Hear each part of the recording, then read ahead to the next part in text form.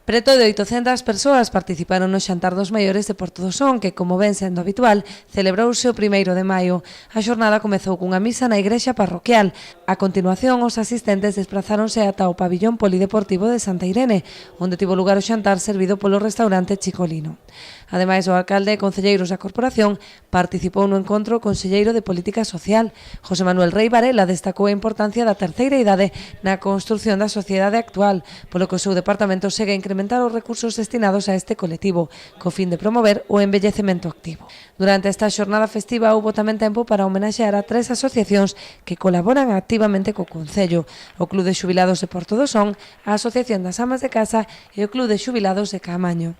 Os seus representantes recibiron un ramo de flores como agasallo en recoñecemento ao seu traballo diario como parte do tecido asociativo do municipio. O xantar rematou cun animado baile que se prolongou ata a noite.